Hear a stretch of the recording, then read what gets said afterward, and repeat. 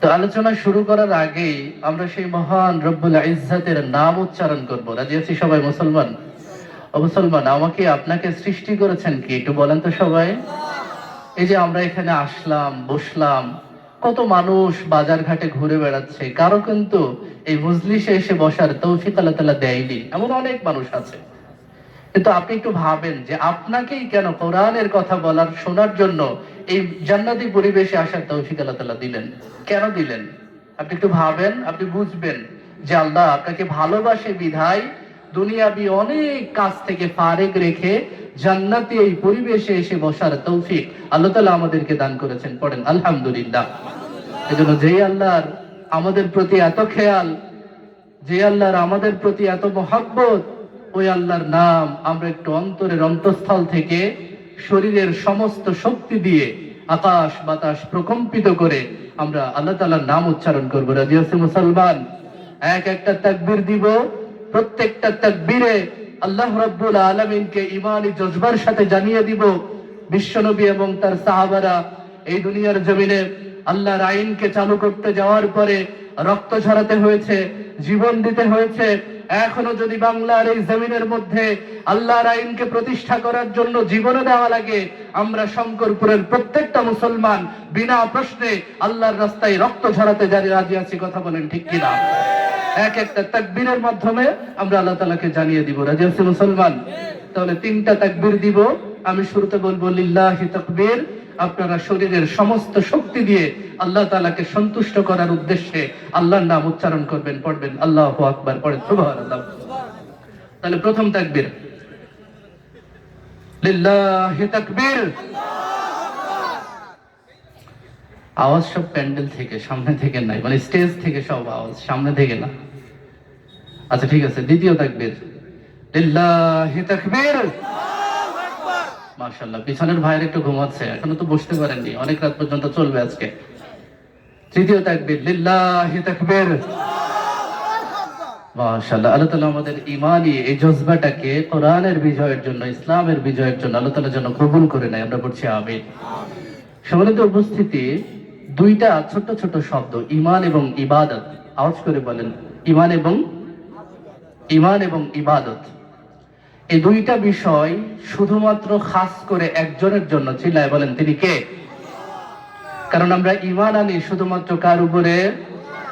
এই দুনিয়ার মধ্যে আমরা সিজদা করি, নামাজ পড়ি, রোজা রাখি, এই ইবাদত গুলো আমরা শুধুমাত্র করি একজনের জন্য। চিল্লায় বলেন তিনি কে? তার মানে ঈমান এবং ইবাদত এই দুইটা বিষয় হচ্ছে আল্লাহ তাআলার হক। আওয়াজ করে বলতে হবে, কার হক? আল্লাহর হকের বাইরে আল্লাহর যেমন হক আছে যে আমরা তার উপরে ঈমান আনবো, আমরা তার ইবাদত করব, আল্লাহর হকের পাশাপাশি এই দুনিয়াতে মানুষের প্রতি মানুষের হকও আছে। পড়েন সুবহানাল্লাহ। আল্লাহর হক আদায় করাটা যেমন গুরুত্বপূর্ণ, এই দুনিয়ার মধ্যে বেঁচে থেকে মানুষের হক আদায় করাটাও একই রকম গুরুত্বপূর্ণ। পড়েন সুবহানাল্লাহ। আপনি আল্লাহর উপরে ঈমান আনলেন, আপনি প্রত্যহ 5 বার মসজিদে যাওয়ার পরে কপাল ঠেসে ঠেসে সিজদা করলেন, কিন্তু মানুষের সাথে আপনার আচার আচরণ ব্যবহার এত খারাপ যে মানুষ আপনাকে মূল্যায়ন করে না। তার মানে আপনি মানুষের অধিকার আদায় করেন না। কথা বলেন ঠিক কিনা? আর যে ব্যক্তি আল্লাহর অধিকার আদায় করে কিন্তু মানুষের অধিকার আদায় করে না, এ ব্যক্তি যতই নামাজি হোক, এ ব্যক্তি যতই রোজাদার হোক, এ ব্যক্তি যত বড়ই দানশীল হোক না কেন, আল্লাহর কাছে সে কখনো মুমিন হতে পারবে না। কথা বলেন ঠিক কিনা? মুমিন হতে হলে তাকে আল্লাহর অধিকারও আদায় করতে হবে, আল্লাহর অধিকার আদায় করার পাশাপাশি এই জমিনের মধ্যে মানুষের অধিকারগুলো প্রত্যেকটা মানুষকে যথাযথভাবে আদায় করতে হবে। কথা বলেন ঠিক কিনা? সম্মানিত উপস্থিতি, এই দুনিয়ার মধ্যে যত মানুষ আছে, এই মানুষগুলোর মধ্যে সব থেকে গুরুত্বপূর্ণ হক হচ্ছে আমাদের পিতা এবং মাতার। আওয়াজ করে বলতে হবে, সব থেকে গুরুত্বপূর্ণ অধিকার কার? পিতা এবং মাতার। এই পিতা এবং মাতার গুরুত্ব আল্লাহর কাছে এত বেশি, আল্লাহ রাব্বুল আলামিন পবিত্র কালামুল্লাহর মধ্যে যেখানেই তার নিজের হকের কথা উচ্চারণ করেছেন, সেখানেই আল্লাহ তাআলা নিজের হকের কথা বলার পাশাপাশি পিতামাতার অধিকারের কথাও উচ্চারণ করেছেন। পড়েন সুবহানাল্লাহ। তাহলে আল্লাহর কাছে কত গুরুত্বপূর্ণ। দেখেন, আমি আজকে এই চেয়ারটাতে বসে আপনাদের সামনে কথা বলছি, আমি এখানে বসার পরে আমি মাহফিল কমিটিতে যারা আছে তাদেরকে নির্দেশ করলাম যে এই চেয়ারটা আমার, পাশে আরো একটা চেয়ার দিবেন, আমার বিশেষ একজন বন্ধু আসবে, এই চেয়ারটাতে আমার বন্ধু আমার পাশে বসে আমার আলোচনা শুনবে। এটা শোনার সঙ্গে সঙ্গে প্রত্যেকটা মানুষ বুঝে যাবে যে নিঃসন্দেহে হুজুরের কাছে এই ব্যক্তিটা অনেক বেশি গুরুত্বপূর্ণ। কথা বলেন ঠিক কিনা? তো আল্লাহ রাব্বুল আলামিন আয়াতের মধ্যে প্রথমত নিজের হকের কথা বললেন। নিজের হকের কথা বলার পাশাপাশি একই আয়াতের মধ্যে আল্লাহ রাব্বুল আলামিন পিতামাতার হকের কথা বললেন। এই উদ্দেশ্য থেকে বোঝা যায় যে আল্লাহ তাআলার কাছে তার নিজের হকটা যেমন গুরুত্বপূর্ণ, ঠিক একই রকম ভাবে আল্লাহ রাব্বুল আলামিনের কাছে পিতামাতার অধিকার, পিতামাতার গুরুত্ব, পিতামাতার মর্যাদা একই রকম গুরুত্ব রাখে। কথা বলেন ঠিক কিনা? এজন্য আল্লাহ রাব্বুল আলামিন সূরাতুল বনী ইসরাঈলের মধ্যে স্পষ্ট ভাষায় উল্লেখ করেন, ওয়াকাদা রাব্বুকা আল্লা তা'বুদু ইল্লা ইয়্যাহু وقضى ربك ألا تعبدوا إلا إياه وبالوالدين إحسانا পড়েন সুবহানাল্লাহ। আল্লাহ রাব্বুল আলামিন বললেন, ও আমার দুনিয়ার বান্দারা শোনো শোনো, তোমাদেরকে দুনিয়ার মধ্যে পাঠানো হলো মৌলিকভাবে দুইটা দায়িত্ব দিয়ে। এক নম্বরে ওয়াকাদা রাব্বুকা আল্লা তা'বুদু ইল্লা ইয়্যাহু, এই দুনিয়ার জমিনের মধ্যে থেকে আমি আল্লাহ ব্যতীত তোমরা অন্য কারো ইবাদত করতে পারবে না। অন্য কারো ইবাদত করতে না পারার পাশাপাশি দ্বিতীয় যে দায়িত্বটা তোমাদেরকে দেয়া হলো, ওয়াবিল ওয়ালিদাইনি ইহসানা, এই দুনিয়ার মধ্যে তোমাদের যেই পিতামাতার ঔরসে তোমাদেরকে পাঠানো হলো, আমার ইবাদত যেই রকম গুরুত্বের সাথে করবা, পিতামাতার খেদমতটাও ঠিক ওই রকম গুরুত্বের সাথে তোমরা করবা। পড়েন সুবহানাল্লাহ। পিতামাতার গুরুত্ব আল্লাহর কাছে কত বেশি, শুধুমাত্র আল্লাহ রাব্বুল আলামিনই নয়, বিশ্বনবী সহিহ মুসলিমের হাদিসের মধ্যে বলেছেন, রিদার রব্বি ফি রিদাল ওয়ালিদ। আমার উম্মতেরা শোনো শোনো, এই দুনিয়ার মধ্যে কোন পিতা যদি তার সন্তানের উপরে সন্তুষ্ট হয়ে যায়, পিতা সন্তানের উপরে সন্তুষ্ট হওয়ার সঙ্গে সঙ্গে কোনো কারণ ছাড়াই আরশে আজিমের উপর থেকে আমার আল্লাহ রাব্বুল আলামিন সন্তানের উপরে খুশি হয়ে যায়। পড়েন সুবহানাল্লাহ। ওয়াসাখাতুর রাব্বি ফি সাখাতুল ওয়ালিদ। ও আমার উম্মতেরা শোনো শোনো, এই দুনিয়ার মধ্যে কোন পিতা যদি তার সন্তানের উপরে অসন্তুষ্ট হয়, রাগান্বিত হয়, পিতা সন্তানের উপরে রাগান্বিত হবে কোনো কারণ ছাড়াই, আরশে আজিমের উপর থেকে আমার আল্লাহ রাব্বুল আলামিন সন্তানের উপরে রাগান্বিত হবে। পড়েন সুবহানাল্লাহ। শুধুমাত্র তাই নয়, বিশ্বনবী বলল, আল জান্নাতু তাহতা আকদামিল উম্মাহাত। আমার উম্মতেরা শোনো শোনো, এই দুনিয়ার মধ্যে তোমরা জান্নাত তালাশ করো কত কিছুর মধ্যে, তোমরা নামাজের মধ্যে জান্নাত তালাশ করো, তোমরা আল্লাহর ইবাদতের মধ্যে জান্নাত তালাশ করো, তোমরা দান সদকা করে জান্নাত তালাশ করো, তোমরা পিতামাতাকে অসন্তুষ্ট করে প্রতিবেশী চাচা, প্রতিবেশী আত্মীয়র সম্পর্ক যারা আছে, বন্ধু বান্ধব যারা আছে, তাদের সাথে ভালো সম্পর্ক রেখে জান্নাত তালাশ করো। কিন্তু আমি আল্লাহ রাব্বুল আলামিন বললাম, আল জান্নাতু তাহতা আকদামিল উম্মাহাত, এই কোনো কিছুর মধ্যেই তোমাদের জান্নাত নয়। বলতো এই দুনিয়ার মধ্যে তোমাদের যেই মাকে পাঠানো হয়েছে, ওই মায়ের পায়ের নিচেই তোমাদের জন্য জান্নাত রেখে দেওয়া হয়েছে। পড়েন সুবহানাল্লাহ। এই আল্লাহর কাছে পিতামাতার গুরুত্ব কেনই বা বেশি হবে না, আপনি একটু ভাবেন। আপনি যখন বয়সে 1 বছর ছিলাম, ও মিয়া, ওই সময়ের কথা আপনার মনে আছে নাকি? 1 বছরের কথা আপনার মনে আছে? জোরে বলেন, আছে? এখন 1 বছরের কথা যদি আপনার মনে না থাকে, 6 মাসের কথা তো মনে থাকবে নাকি?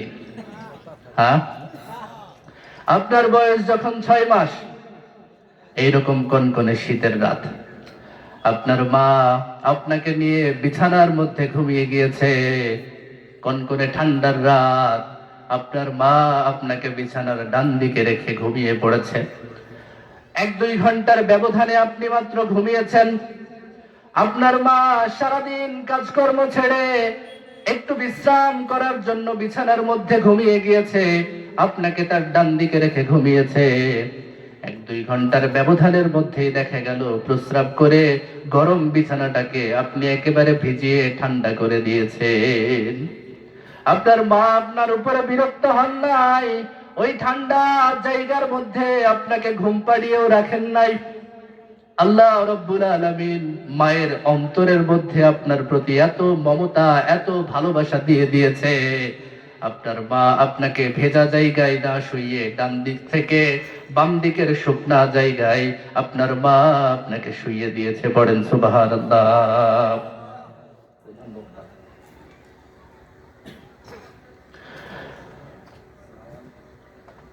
আপনার মা আপনাকে বাম দিক থেকে ডান দিকে শুইয়ে দিয়েছে। এবার ডান দিকটা ভেজা কিন্তু বাম দিক শুকনা। আপনাকে কোন রকমে ঘুম পাড়িয়ে দিয়ে মা সামান্য তার চোখটা একটু বন্ধ করেছে। 2-1 ঘন্টার ব্যবধানের মধ্যেই দেখা গেল বাম দিকের যেই শুকনা জায়গাটা প্রস্রাব করে ওই বাম দিকের শুকনা জায়গাটাও আপনি ভিজিয়ে দিয়েছেন। অমি এরকম করেননি আপনি ছোটবেলায়? আপনার মা কিন্তু আপনাকে ধাক্কা দিয়ে ঘর থেকে বের করে দেয় নাই, আপনার উপরে কোনোভাবে রাগান্বিত হন নাই। আপনার মা দেখেছে আপনি ডান দিকে ভিজিয়েছেন, বাম দিকে ভিজিয়েছেন। সারাদিন পরিশ্রমের পরে আপনি তার ঘুমের ডিস্টার্ব করতেছেন। তারপরে ওই মায়ের কলিজার মধ্যে আল্লাহ রাব্বুল আলামিন এত বেশি মমতা দিয়েছে, আপনার মা কোনো জায়গা পায় না কোথায় ঘুম পাড়াবে। ডান দিকেও ভেজা, বাম দিকেও ভেজা, কিন্তু এই ভেজার মধ্যে শুইয়ে রাখলে আপনার তো ঠান্ডা লেগে যাবে, আপনার শরীর অসুস্থ হয়ে যেতে পারে। এই জন্য আপনার মা এই ভেজা প্রস্রাবের মধ্যে না শুইয়ে কোনো জায়গা না পেয়ে নিজের বুকের উপরে আপনাকে ঘুম পাড়িয়ে রেখেছেন। পড়েন সুবহানাল্লাহ। এত মমতা দিয়ে আপনাকে ছোটবেলা থেকে মানুষ করেছে, এত ভালোবাসা দিয়ে আপনাকে ছোটবেলা থেকে বড় করেছে। এই মায়ের প্রতি এই পিতামাতার অধিকার আল্লাহর কাছে বেশি থাকবে না তো আর কার কাছে বেশি থাকবে? এজন্য বিশ্বনবীর একজন সাহাবী, বিশ্বনবীর মুখে নাম শুনেছে জিহাদের কথা, বিশ্বনবীর কাছে জিহাদের ফজিলতের কথা শুনেছে। বিশ্বনবী বলেছেন যে ব্যক্তি জিহাদের ময়দানে জিহাদ করতে করতে মৃত্যুবরণ করে, আল্লাহ রাব্বুল আলামিন সামনে পিছনে যত গুনাহ থাকে সব গুনাহ মাফ করে একেবারে তাকে মাসুম বানিয়ে দেন। পড়েন সুবহানাল্লাহ। ওই সাহাবী বিশ্বনবীর কাছ থেকে যখন জিহাদের ফজিলতের কথা শুনল, জিহাদে অংশগ্রহণ করার জন্য বিশ্বনবীর কাছে যাওয়ার জন্য যখন সে ছটফট করতে লাগলো, হঠাৎ তাবুকের যুদ্ধ যখন সামনে চলে আসলো, তাবুকের যুদ্ধে সেনাবাহিনী নেওয়ার জন্য বিশ্বনবী যখন অ্যানাউন্সমেন্ট করলো ওই যুদ্ধে অংশগ্রহণ করার জন্য, বিশ্বনবীর অল্প বয়সী ওই সাহাবা রাত্রে ঠিক মতো ঘুমাতেও পারেন না, কখন যুদ্ধের ময়দানে যাব, কখন নিজের জীবনটা দিয়ে বিশ্বনবীর ওয়াদা অনুযায়ী জান্নাতে চলে যাব। পড়েন সুবহানাল্লাহ। কিন্তু জিহাদের কথা যখন পিতামাতাকে শোনালো, পিতামাতা তাকে জিহাদে যেতে দিবে না, কারণ একটা মাত্র সন্তান, জিহাদে যুদ্ধ করতে গিয়ে যদি কোনো প্রকার ক্ষয়ক্ষতি হয়ে যায় সারাটা জীবন তো সন্তান হারা হয়ে কান্না করে করে তাকে কাটাতে হবে। এই জন্য পিতামাতা জিহাদে তাকে যেতে দেওয়ার অনুমতি দেয় না। কিন্তু ওই সাহাবী তো প্রতিজ্ঞা করেছে জিহাদে যাব, শহীদ হব, আর বিনা হিসাবে জান্নাতে যাব। পড়েন সুবহানাল্লাহ। পিতামাতা যেতে দেয় না, কিন্তু সন্তান নাছোড়বান্দা। অবশেষে পিতামাতার কথা অবাধ্য হয়ে ওই সাহাবী জিহাদে যাওয়ার জন্য যখন চলে গেল, জিহাদে যাওয়ার জন্য যখন রাস্তায় বেরিয়ে গেল, ওই সাহাবী সামনের দিকে এগিয়ে যায় আর পিছনের দিকে বারবার তার পিতামাতার দিকে তাকাতে থাকে।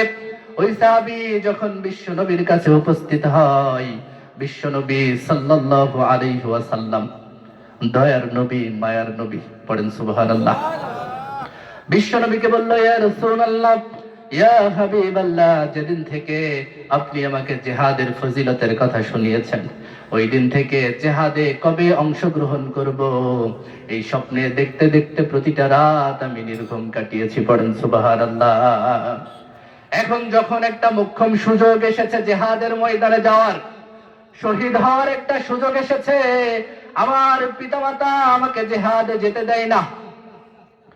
তারা চিন্তা করে আমার জীবনের, তারা বলে আমি যদি জিহাদের ময়দানে গিয়ে আমি যদি আমার জীবনটাই হারিয়ে ফেলি, আমার পিতামাতা সারাটা জীবন তো সন্তান হারা হয়ে কান্নাকাটি করে কাটাবে, এই ভয়ে তারা যেতে দেয় না।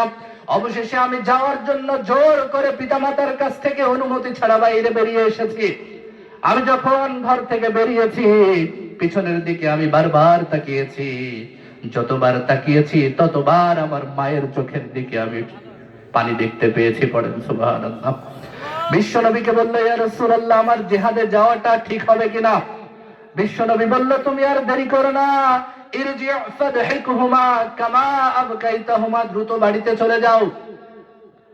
দ্রুত বাড়িতে যাওয়ার পরে যেইভাবে তুমি তাদেরকে কাঁদিয়ে এসেছো, ওই রকম ভাবে যতক্ষণ পর্যন্ত তাদের কোলে ফিরে না গিয়ে তাদেরকে না হাসাবে, ততক্ষণ পর্যন্ত জিহাদের মতো ফরজ একটা বিধান তোমার জন্য হারাম হয়ে যাবে। পড়েন সুবহানাল্লাহ।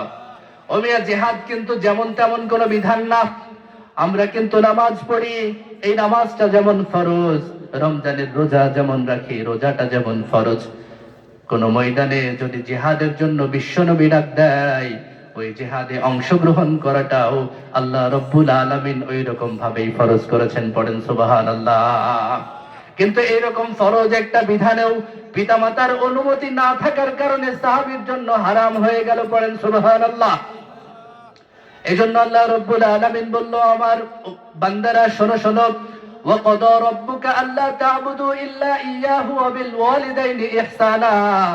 তোমাদেরকে দুনিয়াতে পাঠানো হলো দুইটা দায়িত্ব দিয়ে। এক নম্বরে وَقَضَى رَبُّكَ أَلَّا تَعْبُدُوا إِلَّا إِيَّاهُ, এই দুনিয়ার মধ্যে তোমরা গিয়ে আমি আল্লাহ ব্যতীত অন্য কারো ইবাদত তোমরা করতে পারবে না। দ্বিতীয় তোমাদের যে দায়িত্ব দেওয়া হলো অবিল ওয়ালিদাইনি ইহসানা, এই দুনিয়ার মধ্যে যেই পিতামাতা তোমাদেরকে দেওয়া হলো, ইবাদত যেমন গুরুত্বের সাথে করো, 5 ওয়াক্ত নামাজ যেমন গুরুত্বের সাথে করো, অন্যান্য ইবাদত যেই রকম গুরুত্বের সাথে করো, যেই পিতামাতা তোমাদেরকে দেওয়া হলো পিতামাতার খেদমতটাও ঠিক ওই রকম গুরুত্বের সাথে করা তোমাদের জন্য ফরজ করা হলো। পড়েন সুবহানাল্লাহ। ও এই পিতামাতার খেদমত করলে লস আছে নি? লস আছে। পিতামাতার খেদমত করলে কোনো লস নাই। পিতামাতার খেদমত করেছিল ইয়ামেন প্রদেশের একজন যুবক, নাম হচ্ছে ওয়াইস আল করনি। আওয়াজ করে বলেন নাম কি? ওয়াইস আল করনি। আমরা তো বলি ওয়াশকুরুনি, কি বলি? ওয়াশকুরুনি, কিন্তু নাম ওয়াশকুরুনি না, ওয়াইস আল করনি। ওয়াইস আল করনি এই সাহাবী বিশ্বনবীর জীবদ্দশায় ইসলাম ধর্ম গ্রহণ করেছিল। পড়েন সুবহানাল্লাহ। এই সাহাবী এর মুখ থেকে শুনেছে, যে ব্যক্তি বিশ্বনবীকে সচক্ষে দেখতে পারে, এই ব্যক্তি তো সাহাবীতে রূপান্তরিত হয়ে যায়। আর সাহাবীর মর্যাদা কম না বেশি? আরো আসতে বলেন, কম না বেশি? সাহাবীর মর্যাদা আল্লাহ রাব্বুল আলামিন এত বেশি বাড়িয়ে দিয়েছেন, পবিত্র কোরআনের মধ্যে এই সাহাবীদের মর্যাদায় একটা নয়, দুইটা নয়, 1500 আয়াত আল্লাহ রাব্বুল আলামিন নাযিল করেছে। পড়েন সুবহানাল্লাহ। শুধুমাত্র তাই নয়, সর্বশেষ যে আয়াতটা আল্লাহ নাযিল করলো, বিশ্ব নবীকে জানিয়ে দিল, নবী আপনি আপনার সাহাবীদের ব্যাপারে টেনশন করবেন না। এই দুনিয়ার মধ্যে আপনার প্রিয় যত সাহাবী আছে, এই প্রত্যেক সাহাবীকে জান্নাতে দেওয়ার দায়িত্ব আমি আল্লাহ রাব্বুল আলামিন নিজেই নিয়ে নিয়েছি। পড়েন সুবহানাল্লাহ। রাদিয়াল্লাহু আনহুম, আমি আল্লাহ সাহাবীদের উপরে খুশি, ওয়া রাদু আন, এমনকি তাদেরকে এত রহমত দিয়েছি, এত বরকত দিয়েছি, এই দুনিয়ার মধ্যে আমার সন্তুষ্টি ব্যতীত তারা অন্য কোনো কাজ করে শান্তি পায় নাই। পড়েন সুবহানাল্লাহ। এই যুবক ওয়াইস আল করনি ইয়ামেন থেকে শুনলো, যে ব্যক্তি বিশ্বনবীকে দেখে, বিশ্বনবীকে দেখার পরে সাহাবী যখন হতে পারে, এই রকম ফজিলতের অংশীদার হয়ে যায়, এই ব্যক্তি বিশ্ব নবীকে দেখার জন্য মনস্থাপনা পোষণ করলো, পড়েন সুবহানাল্লাহ। প্রত্যেকদিন রাত্রে বেলা ঘুমাই, আর কবে বিশ্ব নবীর সংস্পর্শে যাবে, কবে বিশ্ব নবীকে দেখে তার কলিজাটা ঠান্ডা করবে, এই চিন্তায় তার রাত্রে ঘুম আসে না। যত রাত ঘুমাই বিশ্ব নবীর এই আসে, বিশ্ব নবীর এই পাগলপাড়া আসে কোন রাত নির্ঘুম কাটিয়ে দেয়, পড়েন সুবহানাল্লাহ। কিন্তু বিশ্ব নবীর কাছে যেতে হলে তো লম্বা একটা পথ, ইয়ামেন থেকে মদিনাতুল মুনাওয়ারা। এত দূর পথ যাওয়ার জন্য তখন আমাদের মতো এমন কোন যানবাহনের ব্যবস্থা ছিল না। একদিনে যাব আবার একদিনে দেখে চলে আসবো, এমন তো কোনো ব্যবস্থা ছিল না। ওই সাহাবী, ওই রাসূলের আশিক চিন্তা করলো, ওই রাসূলের প্রেমিক চিন্তা করলো, আমি যদি ইয়ামেন থেকে মদিনাতে আমার নবীকে দেখার জন্য চলে যাই, আমি তো আমার মায়ের একটাই মাত্র সন্তান, প্রতিদিন আমার মাকে দেখে শুনে রাখার মতো আমি ওয়াইস আল করনি ব্যতীত এই পরিবারের মধ্যে দ্বিতীয় কোনো ব্যক্তি নাই, পড়েন সুবহানাল্লাহ। আমি যদি দেখার জন্য মদিনাতে চলে যাই, আমার মায়ের খেদমত কে করবে? এই চিন্তা করে সে যেতে চায়, কিন্তু মায়ের খেদমত করতে পারবে না কেউ, মাকে দেখাশোনার মতো কেউ নাই, এই জন্য সে মদিনাতে যেতে পারে না। অবশেষে বিশ্ব নবীর কাছে চিঠি লেখে, ইয়া রাসূলুল্লাহ, ইয়া হাবিবাল্লাহ, আপনি আমার সালাম নেবেন, আমার সালাম নেবেন। আমি গত কিছুদিন ধরে ইসলাম ধর্ম গ্রহণ করেছি, আপনাকে দেখার জন্য কত রাত নির্ঘুম কাটিয়ে দিয়েছি, পড়েন সুবহানাল্লাহ।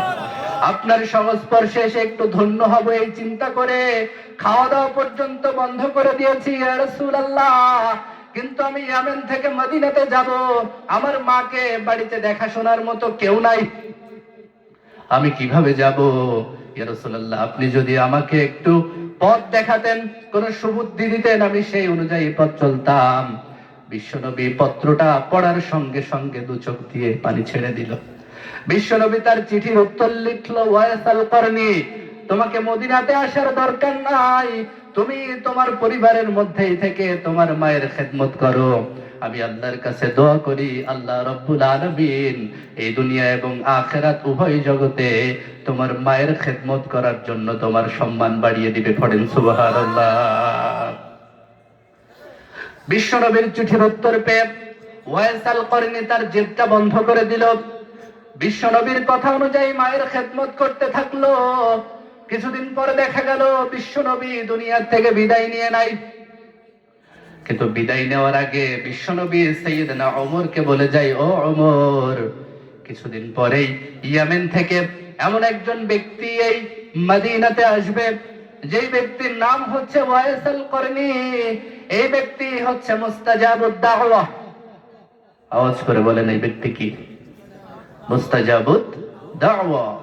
এই ব্যক্তি আল্লাহর কাছে হাত তুলে যেই দোয়াই করে, আল্লাহ রব্বুল আলামিন ওই দোয়াটাই সঙ্গে সঙ্গে কবুল করে নেন, পড়েন সুবহানাল্লাহ।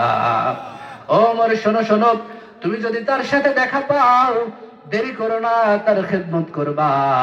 শুধু খেদমতি নয়, তার কাছ থেকে তুমি ওমর পর্যন্ত দোয়া নিয়ে নিবা, পড়েন সুবহানাল্লাহ।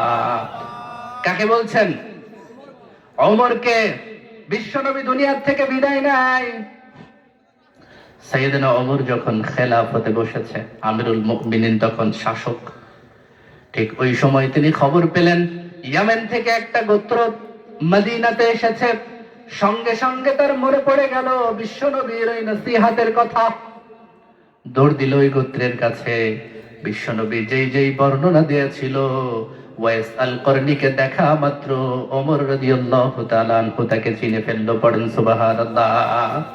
তাকে দেখা মাত্র তাকে বসিয়ে দিল, তার খেদমত করলো, তাকে ঠান্ডা বাতাস দিয়ে তাকে শান্ত করলো, পড়েন সুবহানাল্লাহ। তাকে শান্ত করার পরে সাইয়েদনা ওমর বলল, ও ওয়াইস আল করনি, আমার কলিজার টুকরা দিনী ভাই, আপনি আমার জন্য একটা বার আল্লাহর কাছে হাত তুলে দোয়া করে দেন, আমার আল্লাহ রব্বুল আলামিন যেন ওমরের জীবনের সব গুনাহ খাতাগুলোকে মাফ করে দেয়, পড়েন সুবহানাল্লাহ। কোন ওমর ওয়াইস আল করনির কাছে দোয়া চাচ্ছেন? যে ওমরের ব্যাপারে স্বয়ং বিশ্বনবী বলেছেন, লা খাতামান নাবিয়্যিন, আমি তো শেষ নবী, আমার পরে কোন নবী আসবে না। কিন্তু লা নবিয়্যা বা'দা, আমার পরে এই দুনিয়ার মধ্যে কোন নবী যদি আসতো, নিঃসন্দেহে আমার আল্লাহ রাব্বুল আলামিন ওমরকে নবী হিসেবে কবুল করে নিতে পারেন। সুবহানাল্লাহ। শুধুমাত্র তাই নয়, এই ওমরের ব্যাপারে বিশ্বনবী বলেছেন, ওমরকে শয়তান এত বেশি ভয় পায়, ওমর যেই রাস্তা দিয়ে একটাবার হেঁটে যায় 3 দিন পর্যন্ত, এই রাস্তা দিয়ে শয়তান পর্যন্ত যাওয়ার জন্য ভয় পাই। পড়েন সুবহানাল্লাহ। শুধুমাত্র তাই নয়, সাইয়েদনা ওমরকে বিশ্বনবী এই দুনিয়ার মধ্যে জান্নাতের সার্টিফিকেট দিয়েছে। পড়েন সুবহানাল্লাহ। এই ওমর ওয়াইস আল করনিকে এসে বলছে, ও ভাই, তুমি আমার জন্য আল্লাহর কাছে একটু দোয়া করে দাও, আল্লাহ যেন আমার জীবনের সব গুনাহ খাতাগুলোকে মাফ করে দেয়।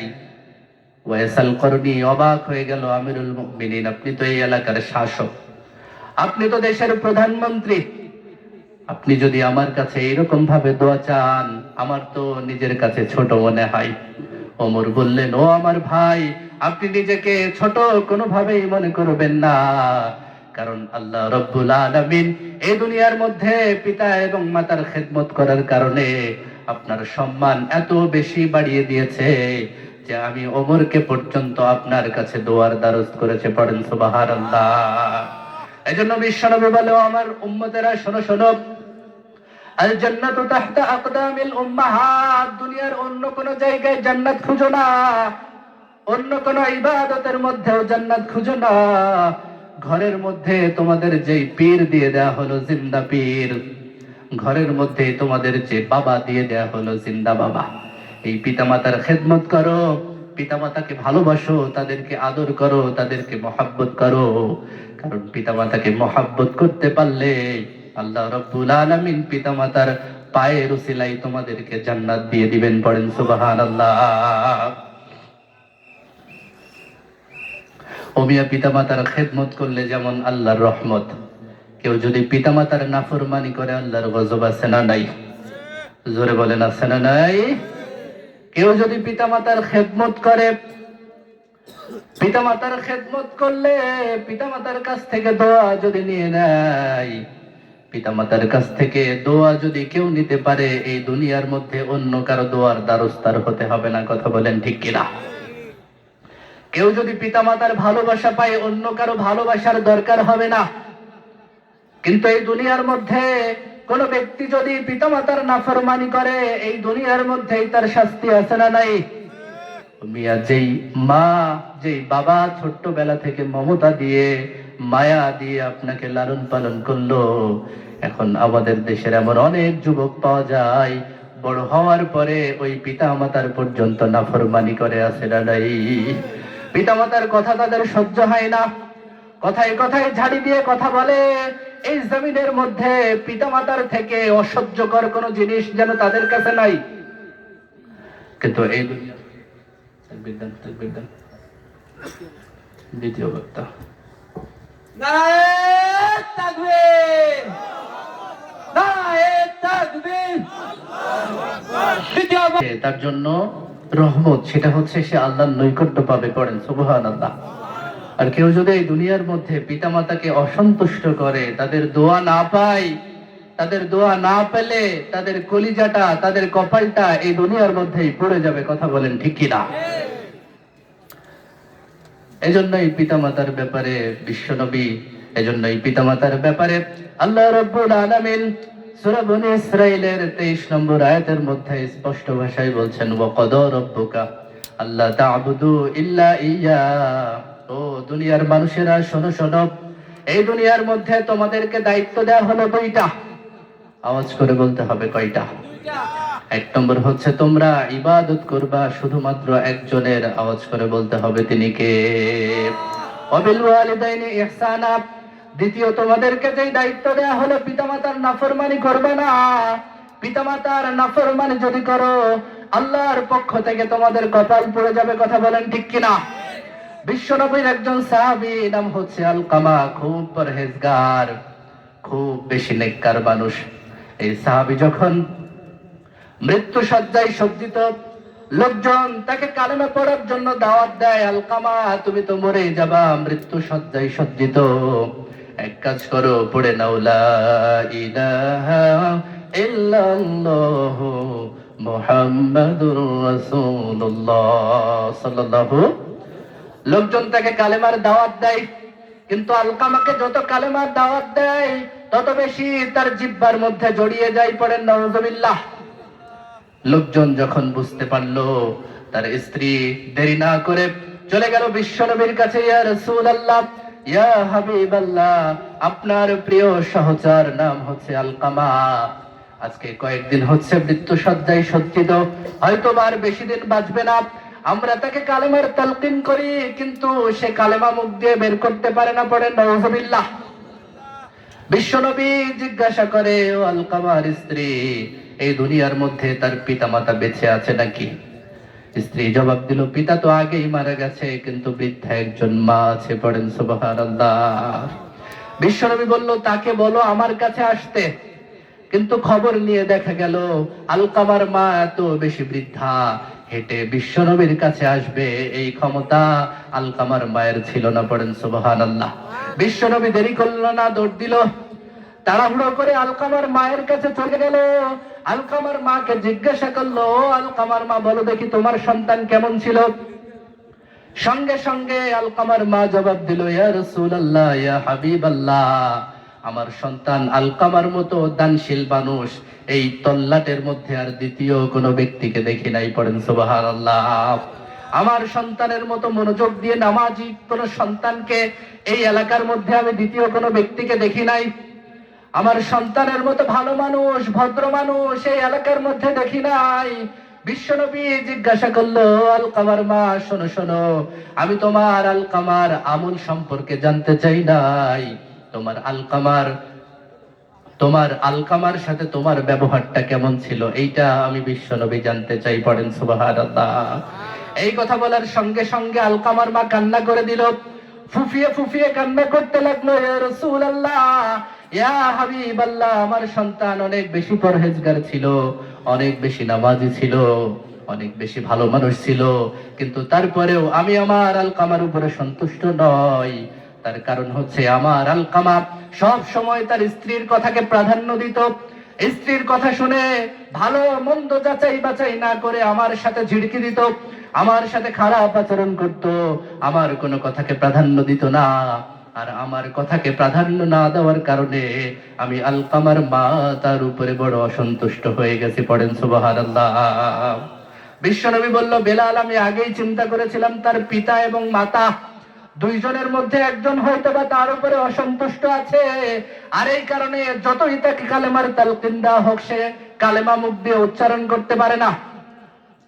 বেলালকে নির্দেশ দেওয়া হলো, ও বেলাল, একটা কাজ করো, বাইরের মধ্যে লাকড়ি জ্বালানো হোক, বড় বড় কাঠ সাজানো হোক, আলকামাকে পুড়িয়ে দেওয়া হবে, আলকামাকে দুনিয়ার মধ্যে জীবন্ত জ্বালিয়ে দেওয়া হবে, তাছাড়া তাকে বাঁচানোর কোনো পথ নাই। এই কথা শোনার সঙ্গে সঙ্গে জনম দুঃখিনী মা সঙ্গে সঙ্গে বলে উঠলো, ইয়া রাসূলুল্লাহ, ইয়া হাবিবাল্লাহ, যেই সন্তানটাকে আমি ছোট্টবেলা থেকে আদর যত্ন দিয়ে মায়া মমতা দিয়ে লালন পালন করেছি, আমার চোখের সামনে এই সন্তানকে পুড়িয়ে দিবেন, আমি মা হিসাবে এই দৃশ্যটা কিভাবে সহ্য করব?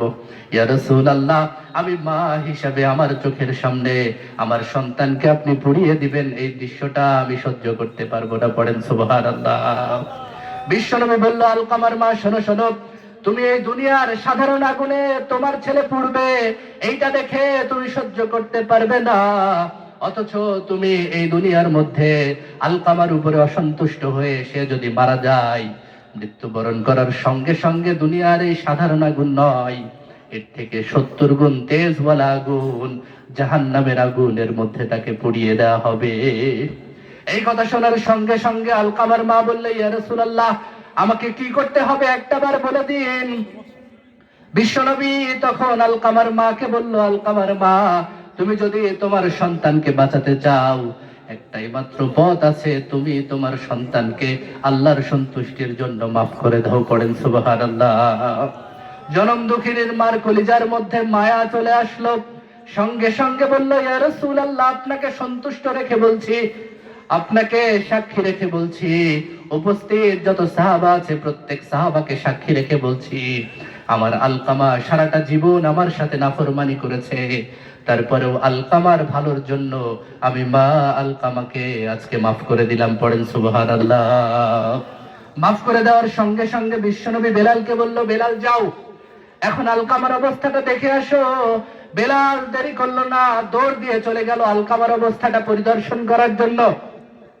বেলাল বলল, আমি তার ঘরের চৌকাঠে পা রাখার সঙ্গে সঙ্গে আমি আলকামাকে পড়তে শুনেছি, আশহাদু আল্লা ইলাহা ইল্লাল্লাহু ওয়া আশহাদু আন্না মুহাম্মাদান আবদুহু ওয়া রাসূল সাল্লাল্লাহু আলাইহি ওয়াসাল্লাম। কালেমা পড়তে পড়তে আলকামাকে আমি মরে যেতে দেখেছি।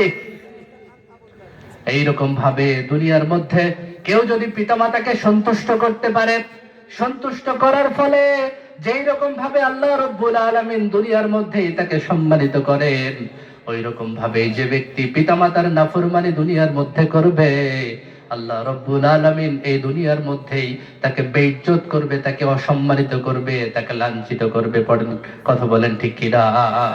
এজন্য আল্লাহ রাব্বুল আলামিন বলল, আমার উম্মতেরা শোনো শোনো, তোমাদেরকে বেশি দায়িত্ব দেওয়া হলো না।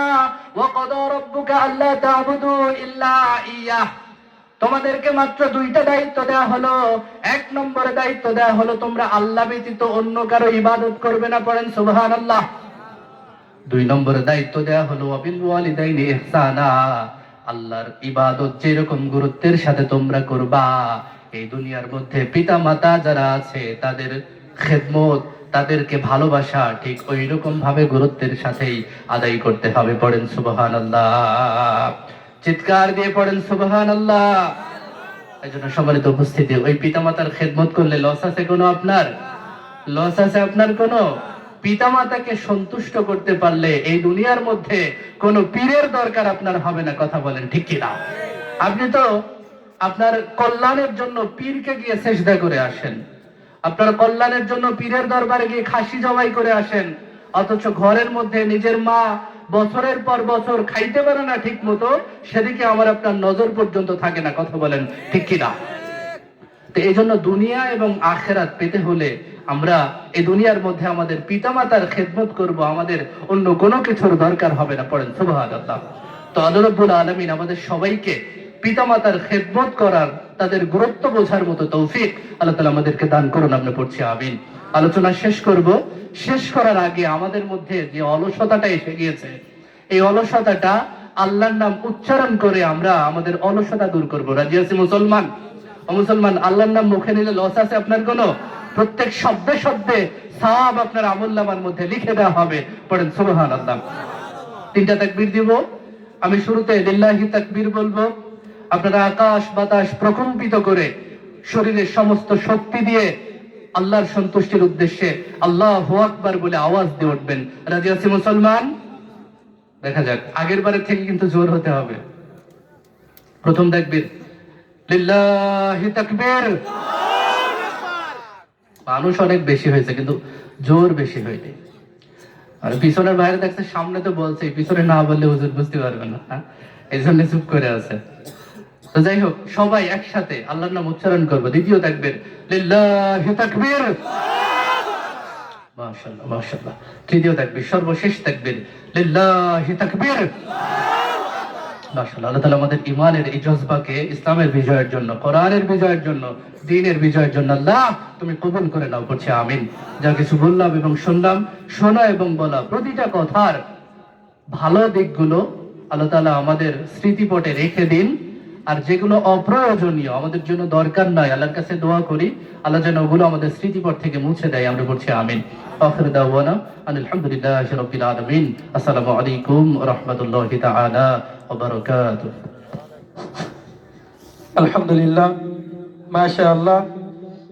ধন্যবাদ জানাই আমাদের বিশেষ আলোচক হযরত মাওলানা মুহাম্মদ আবু সাঈদ আহমদ ভাইকে, সুন্দর করে কোরআন ও হাদিসের আলোচনা আমাদেরকে শোনানোর জন্য। আলহামদুলিল্লাহ।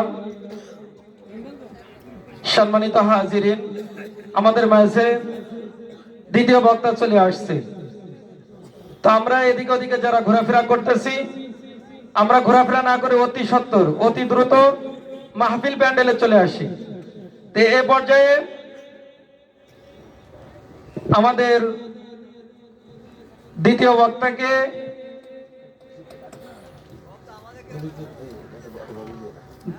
বক্তাকে ব্যাস পরিয়ে দিচ্ছেন আমাদের বিশেষ আলোচক হযরত মাওলানা সাইদ আহমদ ভাই। ব্যাস প্রদান করে দিচ্ছেন হযরত মাওলানা সাইদ আহমদ ভাই। আলহামদুলিল্লাহ, এখন একটি ইসলামী সঙ্গীত হবে, তারপরই হুজুর আলোচনা করবেন। তার আগে আপনারা যারা উপস্থিত হয়েছেন আলহামদুলিল্লাহ, একটু কষ্ট করে সামনের দিক থেকে আমরা একটু পিছনের দিক থেকে সামনের দিকে একটু সরে আসি।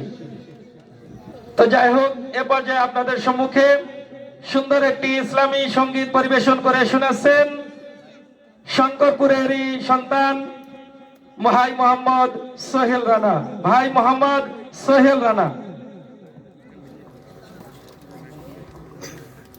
আসসালামু আলাইকুম ওয়া রাহমাতুল্লাহি ওয়া বারাকাতুহু। ওয়ালাইকুম আসসালাম ওয়া রাহমাতুল্লাহি ওয়া বারাকাতুহু।